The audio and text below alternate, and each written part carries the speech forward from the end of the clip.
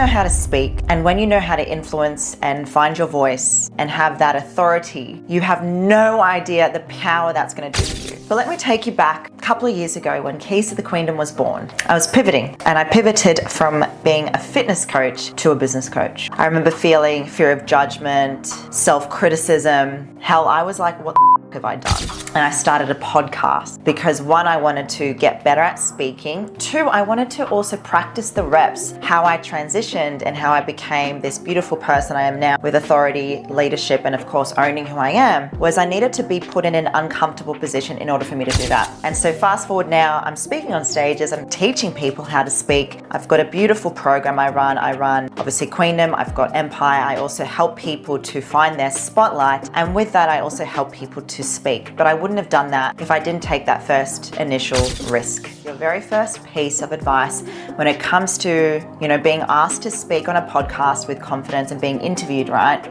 You want to first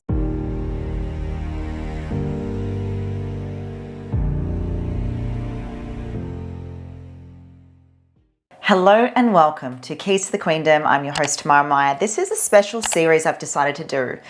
And this series is all to do with speaking. Speaking with confidence, speaking on social media, speaking on stage. The whole series is about speaking. And I actually want to thank one of my clients, Gary, who asked a question in this week's group coaching in Empire. It was, I have been asked to speak on a podcast. What do I do? So today is all things to do with how to speak on a podcast with confidence. How to not only have the way of presenting yourself, but have a plan in place so that when you are asked to speak on a podcast, rather than saying, I'm not ready, I don't know what I'm going to talk about, why have they asked me, I don't have an offer yet, program yet. No, none of that is going to come up. No limiting belief is going to stop you, because there's a reason why you've been asked to speak on a podcast. And that is because you have a story. And I believe everyone has a story. And I'm here to share with you a little bit about my story with podcasting and what that's been able to do for myself, my business, my growth, my authority, and of course, the opportunity. Because when you know how to speak and when you know how to influence and find your voice and have that authority, you have no idea the power that's going to do for you. But let me take you back a couple of years ago when Keys to the Queendom was born. And I was living in DY. I'm obviously now on the Gold Coast, and I was pivoting. And I pivoted from being a fitness coach to a business coach. And I was fucking terrified. I remember feeling fear of judgment, self-criticism. Hell, I was like, what the fuck have I done? And I knew I had to do it, but all of the things came because I made that decision. And in that decision, I was like, well, now I have to stay committed. But how do I do that? And I started a podcast because one, I wanted to get better at speaking. Two, I wanted to also practice the reps. Now that I was being seen as this new identity, where else to, one, practice and speak, hear your own voice, and even start being that version of yourself, even if internally there was this sense of, as I said, uncertainty. So I decided that how I transitioned and how I became this beautiful person I am now with authority, leadership, and of course owning who I am, was I needed to be put in an uncomfortable position in order for me to do that. And so fast forward now, I'm speaking on stages, I'm teaching people how to speak. I've got a beautiful program I run obviously Queendom, I've got Empire. I also help people to find their spotlight. And with that, I also help people to speak. But I wouldn't have done that if I didn't take that first initial risk, right? So coming back to what I wanted to start with, your very first piece of advice when it comes to, being asked to speak on a podcast with confidence and being interviewed, right? You want to first begin with knowing you need to make a decision. The beautiful Gary, one of my clients, was like, I don't think I'm ready yet. So he was in this indecisive period. He was like, I don't know what to do.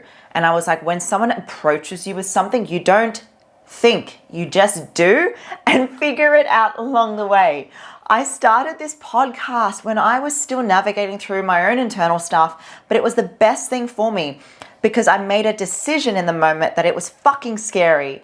Yet with that decision, it gave me all these incredible opportunities with Dr. John DeMartini on my podcast, Daniel G, Lauren Simpson, Mark Carroll, Jenna Davies, one of my best friends, and now even Conor McGregor's coach.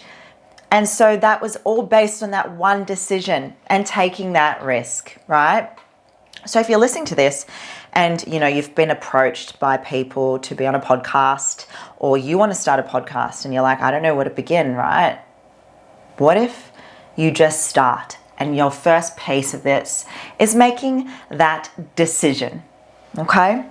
The second thing I wanted to add with that was, as you know, this is a big decision for you to do something that's scary and new.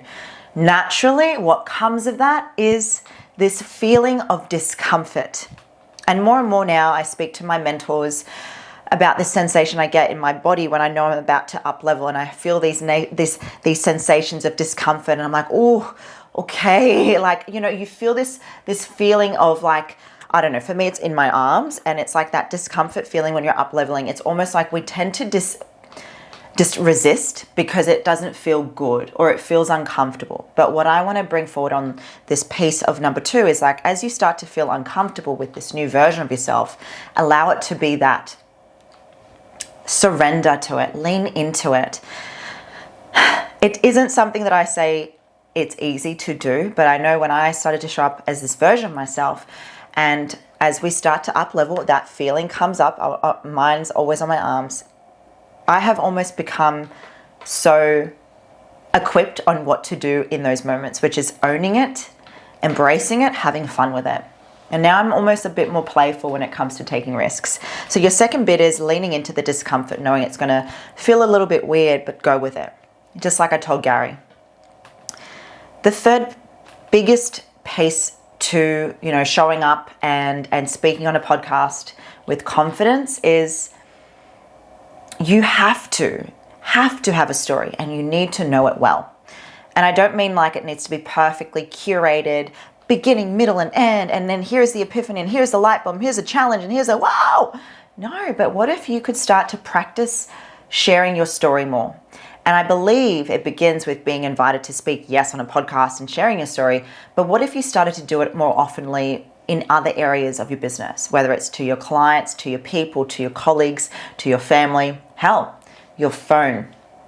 And I think sometimes we forget, maybe we've shared our story once or twice, and we think people have heard enough of it, but that's not true. Our story needs to be heard time and time and time and time again. Because here's the thing, the more you are growing, the more people want to connect with you, and there's going to be new audiences, new eyes on you. So I believe you need to know your story, and how you start to put it together or how you start to speak about it is actually reflecting on it yourself. And it has to be important that if you are going to be speaking on a podcast with confidence to share your story, there needs to have significant events that have shaped you for who you are.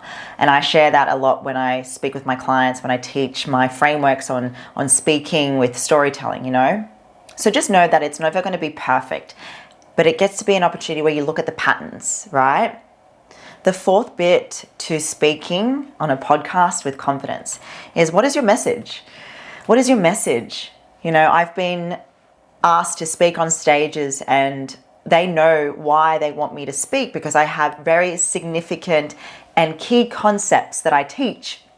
And some may be broader, some may be more than 3. But I believe having your 3 main messages that is in alignment to what you do, what you teach, what you believe in, is going to help you deliver your speaking on a podcast with confidence easier, because you have a message, and that message is your concept. It's what you stand for. It's what you believe in. And I believe when we get to, navigate our story and find those themes and key elements to what we teach, it becomes effortless. And it's okay. It doesn't have to be perfect, because your story is not perfect. Your messaging, though, is about why you do what you do. And so I believe you don't need an offer or program, but you do need to have a reason as to why you do what you do. And so coming back to then, let's just look at everything when it comes to a podcast. how you act and think about yourself is how you will deliver it. So for example, I believe in order for you to show up on a podcast and being interviewed with confidence, how you feel can dictate the interview. So it's important to have some rituals. It's important to have anchors. When I started with Keys to the Queendom, a lot of the anchors were, dressing up. Yes, and I mean, putting on makeup, doing my hair, dressing the part. And obviously, as I started to own who I am, and again, we can be completely ourselves on a podcast, but sometimes we need to play the part in order for us to believe we are the part. It's not fake it till you make it, it's fake it until you become it. And I believe sometimes in order for us to feel confident, we want to dress confidently. We want to speak with confidence. But I also believe the internal work, mindset work, those basics of gratitudes, setting the intention for a podcast and how you speak will allow you to deliver the message as how it should be, which means a lot of the things that present to you will always come for you because you're ready for it. For example, opportunities come your way because the universe goes, oh, well, I'm going to give it to you at the most imperfect time ever. The universe will present things that you need a shift to work on. So that means when you want to start being confident, even when you're not, it's taking that courageous step first. Courage before confidence. It's where you become competent in how you speak and how you become easily interviewed, right?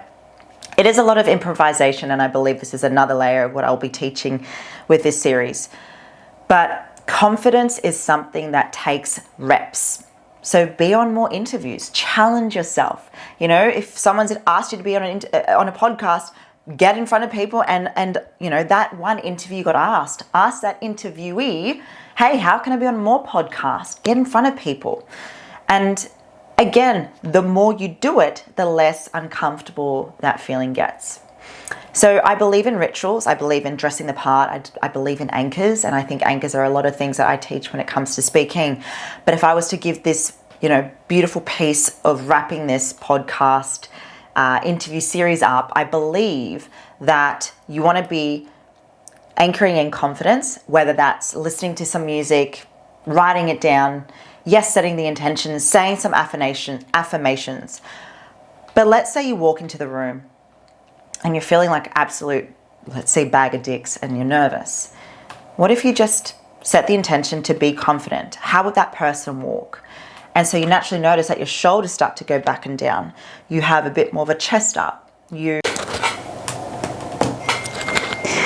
And in true Tam style, her camera decided to die in the middle of what I was saying.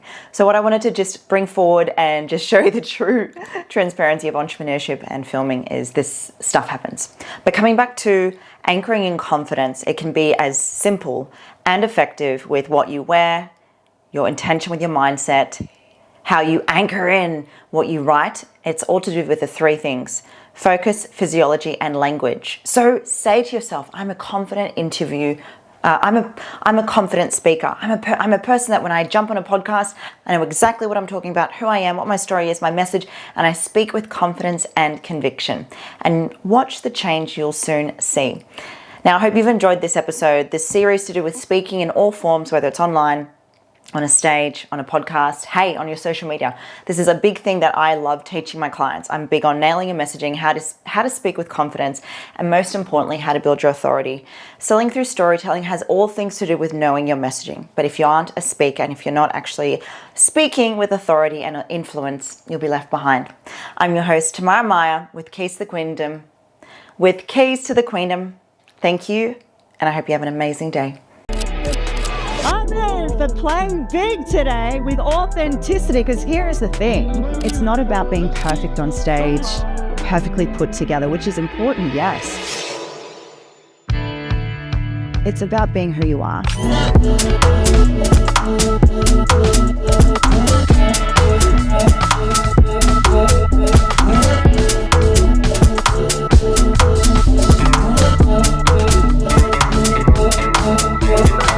What if right now, because of today, in a year's time, you could look back and go, I did that scary thing. And that's a year from now where you went and made that decision. I'm going all in, committed to doing the work. I'm committed. because this is so much more than me. It's not about me anymore.